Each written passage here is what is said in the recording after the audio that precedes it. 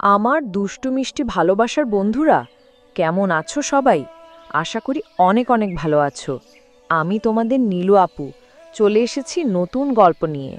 আজকের গল্পটি শুনলে তোমাদের দাঁড়িয়ে যাবে, তাই গল্পটি শোনার আগে অবশ্যই হেডফোন ব্যবহার করো। আমার বড় এক ভাই আর আমি যে ঘটনাটা বলতে চাচ্ছি তা আমার বড় ভাবিকে নিয়ে। বড় ভাই বিয়ে করে ২০০৩ সালে, আর ভাইয়া বিয়ে করে আমার ভাবির পরিবারের সবাই মিরপুরেতেই থাকে, আর বিয়ে দেয়া হয় একই জেলাতে, মানে ঢাকাতে। আমি যখন ভাবির প্রতি দুর্বলতা অনুভব করি তখন তার বয়স ২৩ বছর। বিয়ের পর ভাবির হঠাৎ করে বেড়ে যায়, আর বেড়ে যাওয়ার কারণে ভাবিকে আগের চেয়ে আরও বেশি সুন্দর লাগত। ভাবি দেখতে যেমন সুন্দরী ছিল তেমনি তার গঠনটাও। ভাবির যে অংশটা আমার সবচেয়ে ভালো লাগতো তা হলো তার দুটি, তবে তখন এসব নিয়ে কখনো ভাবিনি। তবে ভাবির যখন একটা ছেলের জন্ম হয় তখন আমি লুকিয়ে লুকিয়ে ভাবিকে দেখতাম। যখন সে তার বাচ্চাকে খাওয়াতো আমার খুব লোভ লাগতো। ভাবতাম, ইস, আমিও যদি খেতে পারতাম। কিন্তু আমার স্বপ্নটা স্বপ্নেই রয়ে যায়। তবে আমি হাল ছাড়িনি, সুযোগের অপেক্ষায় ছিলাম। আর একদিন সেই সুযোগটা এসেই গেল। দিনটি ছিল ২০০৪ সালের এপ্রিল মাসের ২১ তারিখ। হঠাৎ করে ভাবি বলল যে ভাবির নাকি খুব শরীর খারাপ, বুকে নাকি অনেক ব্যথা করছিল। দেরি না করে তাড়াতাড়ি আমি ডাক্তার সাথে করে নিয়ে যাই, কারণ বড় ভাই তখন বাড়িতে ছিল না, আর বড় ভাই ব্যবসার কারণে থাইল্যান্ডে গিয়েছিল। তো ডাক্তার গিয়ে ভাবিকে দেখে বলে দেরি না করে ভালো একজন হার্টের ডক্টর দেখাতে। আমি ঘটনাটা বড় ভাইকে জানাই। বড় ভাই আমাকে বলল যে ভালো কোনো হসপিটালে নিয়ে যেতে। আমি তখন একটা প্রাইভেট কার করে মিরপুর থেকে ভাবিকে নিয়ে সৌরওয়াদী হসপিটালের উদ্দেশ্যে রওনা হই। হসপিটালে পৌঁছাতে পৌঁছাতে আমাদের প্রায় কয়েক ঘন্টা লেগেই যায়। আমি ভাবিকে নিয়ে আমার পরিচিত একজন হার্টের ডাক্তার দেখাই। ডাক্তার ভাবিকে দেখে কিছু টেস্ট দিল আর আমাকে কিছু ওষুধ নিয়ে আসতে বলল। আমি ভাবিকে টেস্টগুলো করিয়ে ওষুধ নিয়ে আসি। ডাক্তার ভাবিকে একটা স্যালাইন দিল, যা শেষ হতে প্রায় রাত ৮টা বেজে যায়। স্যালাইন শেষে ভাবিকে কিছুটা ভালো মনে হলো। ডাক্তার ভাবিকে দেখে আরও কিছু ওষুধের নাম লিখে দেয় আর একটা ব্যথা কমানোর মলম নিয়ে আসতে বলে। আর মলম দিয়ে বলে রাতে ভালো করে মালিশ করতে ব্যথা কমে যাবে, আর বলল পরদিন আবার নিয়ে যেতে টেস্ট রিপোর্টগুলো দেখে ফাইনাল প্রেসক্রিপশন দেবে। ডাক্তারের কথা শুনে আমু তো মনে মনে খুশি, কারণ আজ হয়তো সেই দিন যে দিনের অপেক্ষা আমি অনেক আগে থেকে করছি। আমি ভাবিকে আমার মনের কথা বুঝতে না দিয়ে জিজ্ঞেস করলাম, আমি ভাবি এখন কি হবে, রাতে কোথায় থাকবো আমি?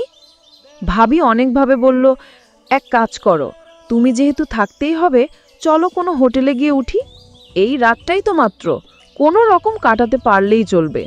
আমার তো ভাবির কথা শুনে আকাশের চাঁদ পাওয়ার মতো অবস্থা। আমি তাহলে বাসাতে আমি জানিয়ে দেই, কি বলো ভাবি? হ্যাঁ, তাই করো। আমি বাসাতে আর বড় ভাইকে ফোন করে সব জানাই। বড় ভাই থেকে যাওয়ার জন্য বললে আমি ডাক্তারের দেয়া ওষুধগুলো আর মলমটা নিয়ে বাইরে থেকে খাওয়া দাওয়া সেরে ভালো দেখে একটা হোটেলে উঠি। হোটেলে ওঠার পর আমি ভাবিকে বলি, তুমি আগে ফ্রেশ হয়ে নাও, তারপর আমি তোমার মলম মালিশ করে দেব। ভাবি আমার কথা শুনে একটু লজ্জা পেল আর বলল, তোমার মালিশ করতে হবে না, আমি নিজেই মালিশ করতে পারবো। এ কথা বলার সময় ভাবির মুখে মুচকি হাসি ছিল। আমি বললাম, তুমি আগে গিয়ে গোসল করে নাও, তারপর দেখা যাবে। ভাবি গোসল করার জন্য বাথরুমে চলে যায়। আমি ভাবতে থাকি কিভাবে শুরু করব। এই সব কথাগুলো ভাবছিলাম, আর তখনই ভাবি গোসল শেষে বাথরুম থেকে বের হলো। ভেজা ভাবিকে দারুণ লাগছিল। আমি এক দৃষ্টিতে তার দিকে হাঁ করে তাকিয়েছিলাম। সে আমার অবস্থা দেখে বলল, ভাবি এভাবে হাঁ করে তাকিয়ে কি দেখতেছো? আমি ভাবি, সত্যি কথা বলতে কি, তোমাকে আজ অনেক সুন্দর লাগছে। ভাবি, আজ কেন? আগে বুঝি আমাকে সুন্দর লাগতো না? আমি, তা না, আজ একটু বেশি সুন্দর লাগছে তোমাকে। ভাবি, যাও, আর পাকামো করতে হবে না, গোসল করে নাও। আমি, ওহ তাই তো, আমি তো ভুলেই গিয়েছিলাম বলে তাড়াহুড়া করে বাথরুমে ঢুকে গেলাম। গোসল শেষে হাফ প্যান্ট পরে যখন বের হলাম তখন ভাবি আমার দিকে তাকিয়ে মুচকি মুচকি হাসছিল। আমি, কি? আমি তো হাসিনি। আমি দেখছি। আচ্ছা, তোমার এখন কেমন লাগছে ভাবি? ভাবি, আগের চেয়ে একটু ভালো, তবে বুকের ব্যথাটা এখনো তেমন কমেনি। তুমি ওষুধগুলো খেয়ে শুয়ে পড়ো, আমি তোমার শরীরে মালিশ করে দেব, দেখবে কমে যাবে। ভাবি, বললাম না আমি নিজেই মালিশ করতে পারবো, তোমাকে কষ্ট করতে হবে না বলে ভাবি ওষুধগুলো খেলো। তুমি পারবে না, কেউ কি নিজের শরীর মালিশ করতে পারে? অথচ বাড়াগাড়ি না করে সুন্দর করে লক্ষ্মী মেয়ের মতো শুয়ে পড়ো। ভাবি আর কি করবে, আমার বায়নার কাছে হার মেনে শুয়ে পড়ল আর বলল, অনেক তো মালিশ করার শখ, আজ দেখব কেমন মালিশ করো। আমি বললাম, ওমা, তুমি কাপড় পরে থাকলে মালিশ করব কিভাবে? ভাবি, আমি তোমার সামনে কাপড় খুলতে পারবো না। আমি কি তোমার পর নাকি যে আমার সামনে লজ্জা পাচ্ছ? আর আমি তো তোমাকে সব কাপড় খুলতে বলছি না, শুধুমাত্র শাড়িটা। ভাবি, আচ্ছা বাবা, ঠিক আছে। আমি তো এক পলকে তাকিয়ে আছি। তখন আমি মলমটা নিয়ে মালিশ করা শুরু করলাম। ভাবি আমার হাতের পেয়ে চোখ বন্ধ করে ফেলে। আমি আস্তে আস্তে তার চারপাশে মালিশ করতে থাকি। আমি ভাবিকে জিজ্ঞাসা করলাম, ভাবি, এখন কেমন লাগছে তোমার? ভাবি, অনেক ভালো লাগছে। তুমি নিজেই করতে পারতে এমন মালিশ? ভাবি, কখনো না। তাহলে তখন তো খুব বলছিলে তুমি নিজেই মালিশ করতে পারবে। ভাবি, এমনি বলেছিলাম, সত্যি কথা বলতে কি, তোমাকে বলতে আমার লজ্জা করছিল। এখন লক্ষ্মী মেয়ের মতো চুপ করে শুয়ে থাকো, আমি ভালো করে মালিশ করে দেই, দেখবে তোমার ব্যথা কমে যাবে। ভাবি, ঠিক আছে বলে চুপ করে শুয়ে রইল। দেখলাম ভাবি কিছু বলছে না। সাহস করে বললাম, ভাবি, একটা কথা বলি। ভাবি, বলো। ভাবি কিছু না বলে চুপ করে রইল। দেখে আমি আবার বললাম, ভাবি, তোমার খুলে দেই? ভাবি, দেখো, এগুলো ভালো না। তুমি আমার আপন দেবর, আর আমি কিভাবে তোমার সামনে অর্ধনগ্ন হব? আর আমি তাড়াহুড়োর ভিতরে কিছু পড়েনি। এখানে তো তুমি আর আমি ছাড়া আর কেউ নেই। আর এখানে খারাপের কি আছে? আমি তো তোমার ওগুলো অনেকবার দেখেছি, তাই আমার সামনে লজ্জা কিসের? আমি তো শুধু তোমার ভালোর জন্য বলছিলাম। এই বলে একটু অভিমানের ভঙ্গি করে বললাম, থাক, লাগবে না, বলে আবার মন দিলাম। ভাবি কিছুক্ষণ ভেবে বলল, ওমা, আমার দেবরটা দেখি আমার উপর রাগ করেছে, বলে আমার মাথাটা তার দিকে তুলে নিল আর বলল, ভাবি, আচ্ছা, তুমি কি বুঝি আমাকে লুকিয়ে লুকিয়ে দেখতে? দেখবর, ভাবি, এসব ঠিক না। আর কেউ জানলে আমার তো সর্বনাশ হয়ে যাবে। তোমার কি মাথা খারাপ নাকি? আমি কেন কাউকে বলতে যাব? তোমাকে লুকিয়ে দেখার কি আছে? তোমার ছেলেটাকে যখন তুমি খাওয়াতে, তখন তো আমি অনেকবার দেখেছি, তবে সেটা অনেক আগে। আর একদিন বড় ভাই যখন খাচ্ছিল, তখন আমি দেখছি। ভাবি, আচ্ছা, তাই বুঝি এখন আমার এগুলো আবার কাছ থেকে দেখতে ইচ্ছে করছে? এই বলে ভাবি তার দ্বীপ বলল, দেখো, তোমার যত ইচ্ছে দেখো, আর এগুলোকে একটু ভালো করে মলম মাখে। আমি তো খুশিতে ভাবি বসিয়ে দেই। তারপর 2 হাত দিয়ে ভাবির শক্ত শক্ত 2টা ভাবিগুলো দেখতে খুব সুন্দর ছিল। আমি মনের সুখে অনেকক্ষণ পর ভাবিকে বললাম, ভাবি, তোমাকে একটা কথা বলি, রাগ করবে না তো? ভাবি, না, রাগ করব না। আমি আমি তোমাকে অনেক ভালোবাসি। ভাবি, আমিও তোমাকে অনেক অনেক ভালোবাসি। আমি আমি তোমার অনেক ভালোবাসি। ভাবি হতভম্ব হয়ে বলে, আমাকে কি?